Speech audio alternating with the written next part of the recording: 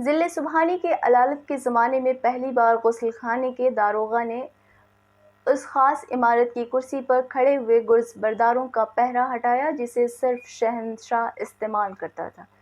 سنگ مرمر کی مرصع نہر معطر پانی سے لبریز ہو گئی، مطلع فوارہ آب بہشت سے اچھلنے لگا۔ غلام ابھی جامے کے تکمے لگا رہے تھے کہ رائے رایا رگھوناتھ راؤ کی درخواست بارآبی موصول ہوئی۔ اشارے پر خواجہ سرا بسنت پیشوائی کو بڑھا۔ رائے رایا کورنش ادا کر کے دست بستہ کھڑے ہو گئے۔ دارا کی نگاہ اٹھتے ہی دو دو شہنشاہوں کی بساط سیاست کے تجربے کار بوڑھے شاطر نے گزارش کی۔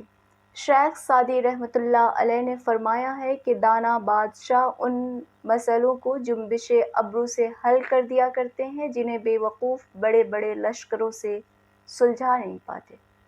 رائے رایا قول کی وضاحت کریں۔ صاحب عالم کے خلاف مسلمانوں کے مذہبی جذبات کو اکسا دیا گیا ہے۔ شاہجہاں آباد سے اکبر آباد تک کی ایک ایک مسجد میں ہندو پرست ولی عہد کے خلاف مجاہدین کی تلواریں تیز ہو رہی ہیں۔ یہ سچ ہے کہ حکم ملتے ہی شاہی لشکر انہیں اس طرح پیس کر ڈال دے گا جیسے ہاتھی گنے کے کھیت کو روندتا ہے، لیکن سیاست کا تقاضا اور اس بندے درگاہ کا مشورہ ہے کہ صاحب عالم آج اپنے لباس کے وہ پرانے جواہرات جن پر شیو کی تصویر وشنو کی شبیہ بنی ہے اور پربھو کے الفاظ کندہ ہیں، زیب تن نہ فرمائیں۔ ان کی جگہ ایسے جواہرات استعمال فرمائیں جن پر رائے رایا تم دارا شکوہ کو دربار کا مسخرہ سمجھتے ہو، جو چند جگمگاتے انعاموں کی خاطر گرگٹ کی طرح ایک وقت میں 10 رنگ بدل سکتا ہے۔ ضلع سبحانی نے ماں بدولت کو ولی عہد نامزد فرمایا ہے، مہین پور خلافت کا خطاب عطا کیا ہے، اس لیے ماں بدولت سلطنت کو اپنا حق خیال فرماتے ہیں، ورنہ یہ تو تخت طاؤس ہے۔ دنیا اگر تخت سلیمانی بچھا دے تو بھی دارا شکوہ اپنے اصولوں کی بھیٹ چڑھا کر اس پر جلوس فرمانا کسر شان خیال فرمائے گا۔ غلام اس جسارت کے لیے معافی چاہتا ہے۔ رائے رایا نے جیغِ زریں اور مالائے مروارید سے مرصع مندیل جھکا دی۔ ہم تمہاری مصلحت کوشی اور سیاسی دور بینی کی داد دیتے ہیں، لیکن یہ دونوں ولایت اورنگزیب کو مبارک ہوں۔ ہمارے لیے حق، اصول اور وزاداری کا شاہجہاں آباد کافی ہے۔ بازوؤں پر وہ جوشن آراستہ کیے گئے جن کے مرکزی ہیرو پر سنسکرت میں برہما کے الفاظ کندہ تھے۔ کمر میں وہ مرصع پٹکا باندھا جس کے قلب میں شیو کی مورتی رکھی تھی۔ گلے میں وہ جگنو پہنا جس کے انڈے کے برابر یاقوت پر شیو ناچ رہے تھے۔ شعلوں کی طرح جگمگاتی پگڑی سر پر رکھی اور باہر نکل آیا۔ دراز قد اور دوہرے قسم کے اوزبیک گرز بردار سبز اطلس کے جامے پہنے، سبز مندیلوں پر سنہرے طرے لگائے، سونے چاندی کے گرز لیے اس کی پشت پر چلے۔ نوبت خانے پر بڑے بڑے مرزاؤں، خانوں اور سنگھوں کے حلقے میں فلک سیر نامی سفید شاہجہانی گھوڑا موتیوں کا ساز پہنے کھڑا تھا۔ تسلیمات قبول کر کے رکاب میں پاؤں رکھا، لاہوری دروازے سے جلیل القدر امیر اور نواب اور راجے اپنی سواریوں پر سوار ہو گئے۔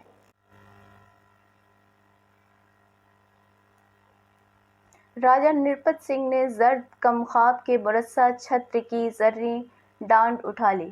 نشان کے ہاتھی توغ اڑاتے ہوئے آگے آگے چل رہے تھے، پشت پر نقارے گرج رہے تھے اور شہزادے کے مغرور علم لہرا رہے تھے۔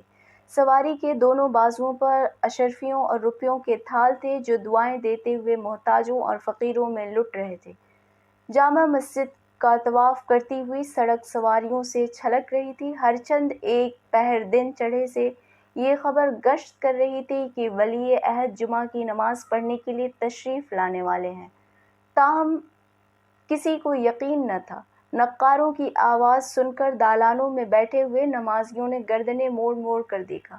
جب شاہجہاں کا مشہور و محبوب گھوڑا کھڑا ہو گیا اور دارا سیڑھیاں چڑھنے لگا تو لوگوں کی نگاہیں سرگوشیاں کرنے لگیں۔ کئی سو راجپوتوں کا مسلح دستہ ننگی تلواریں لیے دروازوں پر کھڑا رہا۔ کئی سو ازبک اور مغل محافظ اپنے لامبے ڈھیلے لباسوں کے نیچے ہتھیار پہنے دارا کے ساتھ جگہ بناتے ہوئے مقصورہ کے گرد پھیل گئے۔ سبز مخمل کا شاندار شامیانہ چاندی کے ستونوں پر کھڑا تھا۔ جہاں تک نگاہ جاتی تھی مخملی جا نمازوں پر قیمتی لباسوں اور رعبدار عماموں، صافوں، مندیلوں اور پگڑیوں کی قطاریں نظر آتی تھیں۔ آرام و آسائش، آسودگی اور طمانت کے غماز چہروں پر نفاست سے ترشی ہوئی سیاہ، سفید، سرخ اور کھچڑی داڑھیاں پوری متانت اور شوکت سے بیٹھی ہوئی تھیں۔ چرمی، سیمی اور زرعی کمربندوں میں آبنوس ہاتھی دانت، سیپ، چاندی اور سونے کے دستوں کے پیش قبض جگمگا رہے تھے۔ چھت پر جواہر نگار جھاڑ چمک رہے تھے۔ طاقوں پر رکھی ہوئی انگیٹھیوں میں عود و عنبر سلگ رہا تھا۔ خدام گلاب پاش ہاتھوں میں لیے خدمت پر مامور تھے۔ پھر مقصورے کے سامنے کھڑے ہو کر قاضی القضات نے اعلان کیا۔ مہین پر خلافت ولی عہد سلطنت شاہ بلند اقبال سلطان دارا شکوہ اپنی رعایا کو تخاطب کا شرف عطا کر رہے ہیں۔ توقع کی جاتی ہے کہ رعایا ارشادات عالیہ کو گوش دل سے سماعت کرے گی اور خلوص قلب سے عمل کرے گی۔ پھر دارا شکوہ کی طرف سر جھکایا۔ صاحب عالم ممبر پر رونق افروز ہوں۔ دارا شکوہ ممبر پر کھڑا ہوا، نمازیوں پر نگاہ ڈالی۔ نمازیوں نے ایک ہی نظر میں جوشن، جگنو، کمربند اور انگوٹھیوں کے نقش دیکھ لیے اور پڑھ لیے۔ زرد جامے اور زرد مندیل کے معنی بھی سمجھ لیے۔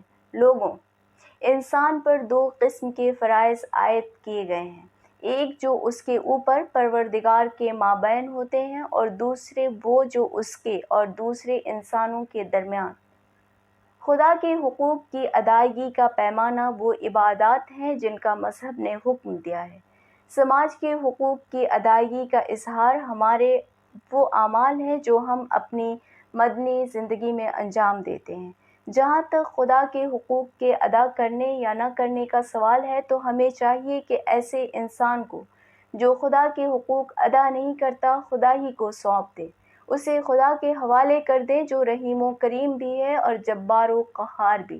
اب رہے دوسرے قسم کے حقوق جن کی ادائیگی کا تعلق جماعت کی مدنی زندگی سے ہے، تو ہمارا جن کے ہاتھوں میں جماعت کے انتظام و انصرام کی عنان ہے، فرض کہ ان کی ادائیگی کی نگرانی کریں، جو ہم کر رہے ہیں اور کرتے رہیں گے۔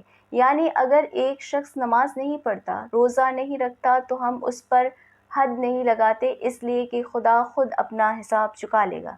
لیکن اگر کوئی شخص شراب پی کر فساد کرتا ہے اور جماعت کی مدنی زندگی میں خلل انداز ہوتا ہے، یا زنا کرتا ہے اور ایک دوسرے انسان کی مدنی زندگی کو غارت کرتا ہے، تو ہم اس کا مواخذہ کرتے اور سزا دیتے ہیں۔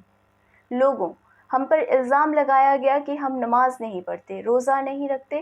اگر یہ سچ ہے تو بھی ہم کو ہمارے حال پر چھوڑ دو۔ اس دن کا انتظار کرو جب اس زمین کا تختہ الٹ جائے گا، آفتاب صبح نیزے پر بلند ہوگا، پہاڑ روئی کے گالوں کی طرح اڑ جائیں گے اور ہم اپنی اپنی قبروں سے اپنے اپنے اعمال نامے اپنی گردنوں میں ڈال کر اٹھیں گے اور میزان عدل برپا ہوگی اور ہمارا حساب ہوگا۔ اگر خدا ہمارے گناہوں کو بخش دے گا تو یہ اس کی رحمت بے پایہ کا کرشمہ ہوگا، اور اگر ہم کو ابدالآباد تک جہنم کا ایندھن بنانا مقدر ہوا تو یہ ہمارے گناہوں کی پاداش ہوگی۔ لیکن اگر ہم نے شراب پی کر تمہارے حقوق کو پامال کیا ہو، تمہاری مقدس عورتوں پر مجرمانہ نگاہ کی ہو، تم سے قرض مانگا ہو اور ادا نہ کیا ہو، تم انصاف مانگنے آئے ہو اور ہم نے کانوں میں انگلیاں دے لی ہوں، تم ظالم کی شکایت لے کر آئے ہو اور ہم نے تلوار کو غلاف کر لیا ہو، نہیں، تم سوال لے کر آئے ہو اور ہم نے سکوت اختیار کیا ہو، تو تم کو قسم ہے اس ذات کی جس کو عزیز رکھتے ہو، کھڑے ہو جاؤ اور اس مقدس مقام پر اپنا حق مانگو۔ اگر ہم عاجز ہو جائیں تو ہماری بوٹیاں اڑا کر اسی شاہجہانی مسجد کی سیڑھیوں پر ڈال دو۔ مسجد کے گنبد و مینار و محراب دارا کی خطابت کے سامنے خاموش کھڑے تھے۔ انسان پتھر کے مجسموں کی طرح ساکت بیٹھے سن رہے تھے۔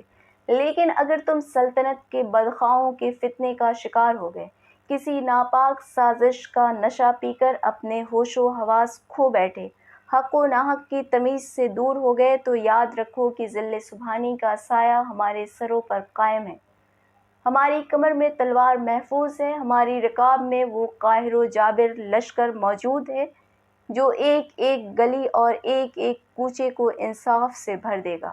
بس ہماری خدا سے دعا ہے کہ شہنشاہ کو صحت اور تم کو نیک ہدایت عطا فرمائے، آمین ثم آمین۔ مغرب کی اذان ہو چکی تھی۔ چاندنی چوک کا آباد بازار مشعل و چراغ و پنچاخ و شمع و جھاڑوں اور فانوسوں سے جگمگا رہا تھا۔ سفید پھولوں کے گجروں سے مہکتے ہوئے عطریات میں بسے ہوئے ململ کے جامے، آب رواں کے نیمے، چکن کے انگرکھے، سفید ریشم کے کرتے، صافے عمامے اور تکونے رومال، چھڑکاؤ کی ہوئی ٹھنڈی چوڑی سڑکوں پر موجوں کی طرح بہہ رہے تھے۔ عربی، عراقی اور کاٹھیاواڑی گھوڑوں کے سیمی اور زری جھانجھوں کے گھنگرو جھنک رہے تھے۔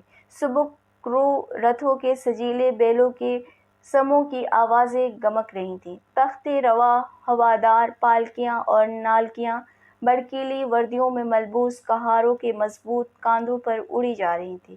شیخ میر کی کتابوں کی دکان کی سنگین محرابوں کے آگے لبے سڑک تختوں کا چوکا لگا تھا۔ چاندنی کے فرش پر مسندوں سے لگے ہوئے خوش باشوں کا ہجوم تھا۔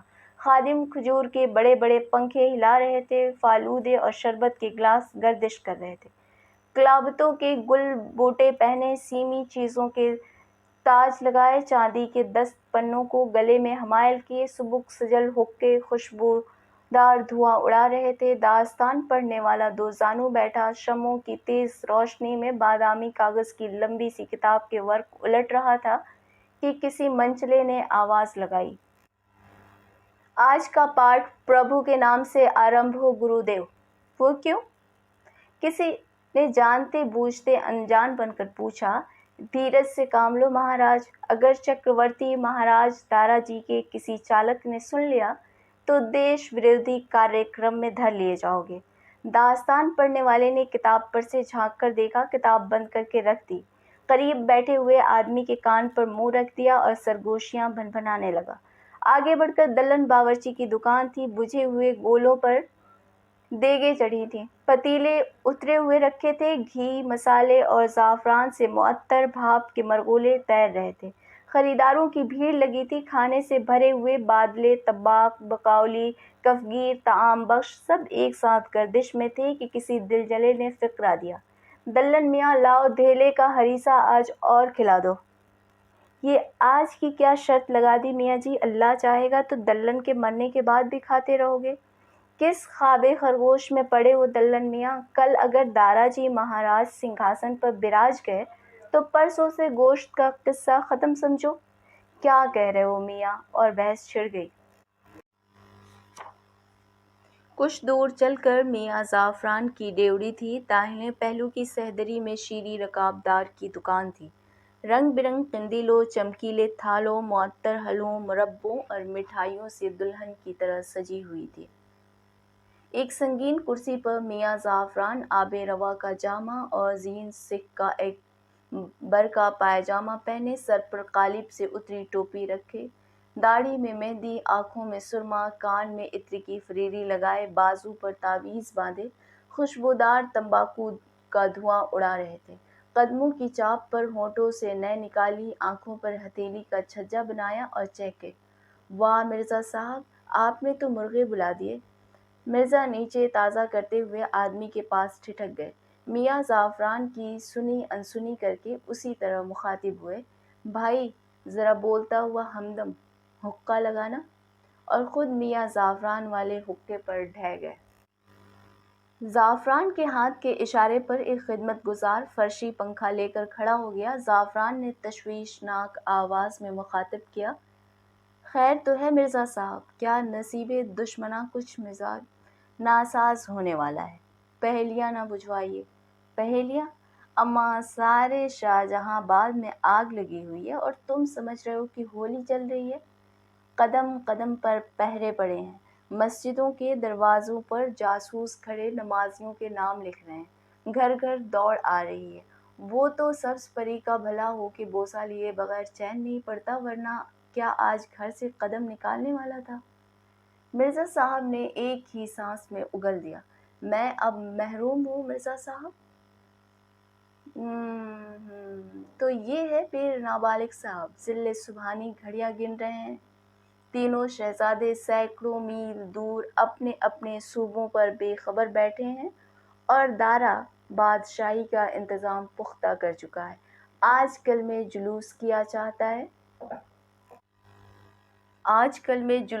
چاہتا ہے بس یہ سمجھو زعفران کہ جس گھڑی اس نے تاج اوڑھا وہ ہندو گردی ہوگی کہ 700 برس کی حکومت کا خمار 7 گھنٹوں میں اتر جائے گا۔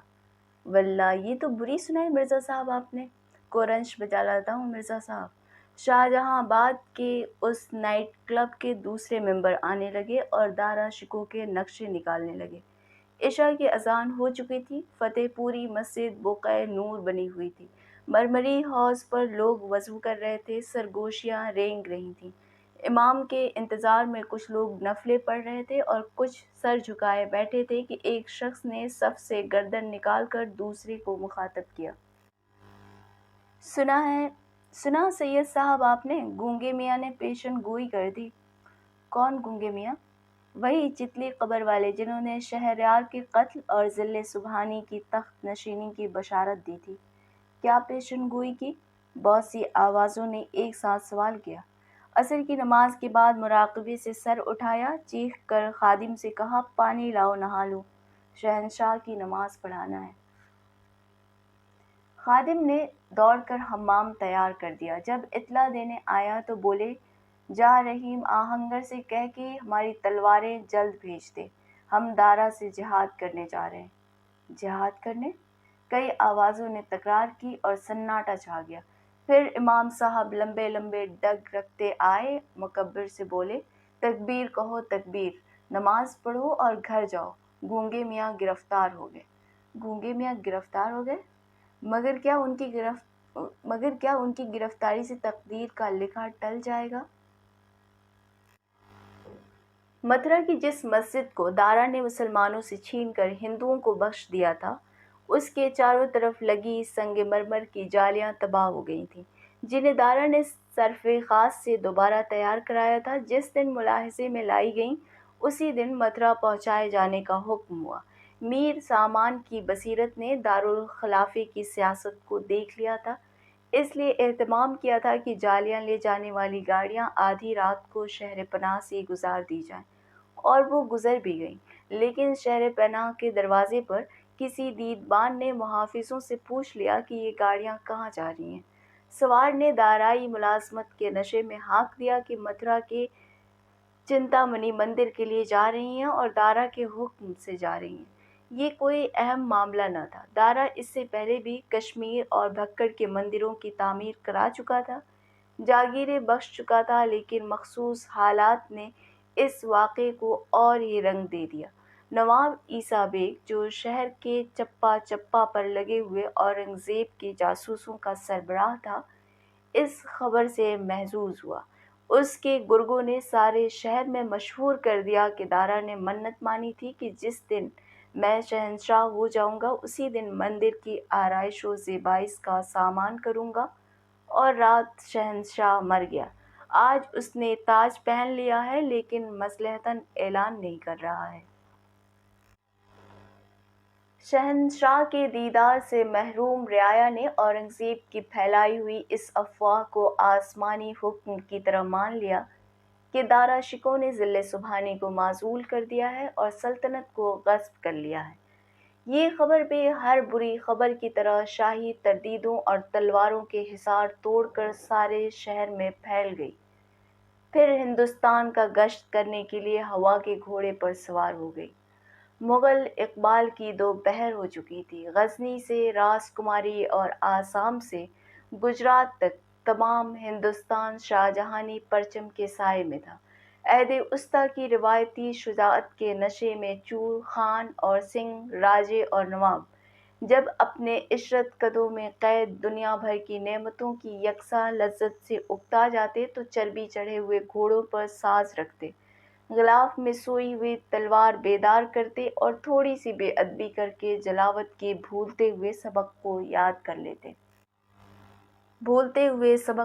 کر لیتے۔ جب سپہ سالار کی مرصع کمر سے کھڑکھڑاتی ہوئی تلوار علم ہوتی اور سپہ گری کا حوصلہ نکل چکتا تو مافیوں کی زنجیروں سے کمر بندھوا کر دربار میں حاضر ہو جاتے اور خلعت پہن کر اپنے اپنے گھروں کو رخصت ہوتے۔ اکبر کے عہد عروج سے عالمگیر کے عہد زوال تک خانہ جنگی کے علاوہ کوئی بغاوت ایسی نہیں ہوئی جس نے شہنشاہی کی بنیاد ہلا دی ہو۔ تاہم ان زمانوں میں جب لولے لنگڑے تک ہتھیار باندھتے تھے اور زنبوریں چلاتے تھے اور چھوٹے موٹے زمیندار تک مٹی کی گڑھوں پر توپیں چڑھاتے تھے اور آتش بازوں کی پرورش کرتے تھے، سڑکیں ناہموار اور ہاہاکار کرتے ہوئے دریاؤں سے کٹی پھٹی ہوتی تھیں، صحرا بے آب و گیاہ، جنگل دشوار گزار اور پہاڑ ناقابل عبور ہوا کرتے تھے۔ عامیوں کے لیے اس فوج سے بغاوت آسان تھی جس کا اسلحہ ان سے بہت بہتر نہ تھا اور جو صرف اپنی تنظیم، تربیت اور طاقت کی بنا پر باغیوں کو کچل دیا کرتی تھی۔ شاہجہاں آباد دنیا کی عظیم الشان شہروں میں شمار کیا جاتا تھا، سارے جہان کی دولت سے آباد اور مغلوں کے عہد زریں کی نعمتوں سے مالا مال تھا۔ چین سے یورپ تک ہندوستانی تاجر پھیلے ہوئے تھے جو سوتی، ریشمی، اونی کپڑے، سونے چاندی، پیتل، تانبے، ہاتھی دانت اور سندل کے مصنوعات برآمد کرتے تھے اور بازار کو اپنے قابو میں رکھتے تھے اور اپنے دارالسلطنت کو سارے جہان کے نوادرات سے مزین کرتے تھے۔ عرب کے گھوڑے، حلب کی تلواریں، عدن کے موتی، اصفہان کے قالین، چین کا ریشم، خطا کا سمور، مغرب کے آلات و شیشہ جات متوسط طبقے کی معیشت کی رسائی میں تھے۔ نچلے طبقے کی عورتوں کے ہاتھوں میں سونے اور پیروں میں چاندی کے زیور نظر آتے تھے۔ سونے چاندی کی بہتی ہوئی گنگا نے جفاکوش مغلوں کے نفسیات بگاڑ دی تھی۔ گھوڑوں کی پیٹھ پر تلوار ہلاتے ہلاتے بوڑھی ہو جانے والی قوم پر تھکن طاری ہو چکی تھی۔ ہاتھیوں کے چھتردار گدیلے ہودجوں، گھوڑوں کی دلہن بنی ہوئی زینوں اور فولاد کے مردانہ زیوروں سے جی اکتا گیا تھا۔ ابو قاسم و سنجاب کے لباس اور جواہرات کے زیور پہن کر سونے کے ہواداروں اور چاندی کی پالکیوں پر چلنے لگے تھے۔ پتھریلی گلیوں کے فلک بوس محلوں کے خن چمکیلے تہہ خانوں میں حور شمائل کنیزوں کے پرے اٹکھیلیا کرتے تھے اور پازیب کے گھنگرو اور رباب کے نغمے گنگناتے تھے۔ تصویر کی طرح سجے ہوئے باغوں اور قالینوں کی طرح بچھے ہوئے رمنوں کی محبت دل میں بیٹھ چکی تھی۔ بڑے بڑے امیروں کے حرم استبل کی طرح دیس دیس کی عورتوں اور قسم قسم کی حیا سوز عشرتوں سے بھرے پڑے تھے۔ ایک ایک دن میں 100 میل کا دھاوا کرنے والے سپہ سالار قدم قدم پر منزلیں کرتے تھے، سیاہ زلفوں کی چھاؤں میں دم لیتے تھے اور سنہرے پیالوں اور جسموں کی گردش سے تھکن دور کرتے تھے۔ ان دسترخوانوں پر روح کی تسکین حاصل کرتے تھے جن کی قابوں کا شمار عام طور پر 100 سے زائد ہوا کرتا تھا۔ اس کاہلی نے کام چوری اور کام چوری نے سازش اور سازش نے توہم کو خون میں شامل کر دیا۔ نوبت یہاں تک پہنچ گئی تھی کہ جب نیا گھوڑا خرید کر آتا تو اس پر سواری کے لیے مقدس گھڑی کی جستجو کی جاتی، نجومیوں کی تنخواہ کے علاوہ تحائف دے کر مبارک ساعت کا علم حاصل کیا جاتا اور نجومی اپنا بازار قائم رکھنے اور اپنے وجود کا جواز برقرار رکھنے کے لیے اس درجہ انتظار کراتے کہ گھوڑا بوڑھا ہو جاتا۔ اس پس منظر میں ہندوستان پر ایک بدشگون خاموشی مسلط تھی۔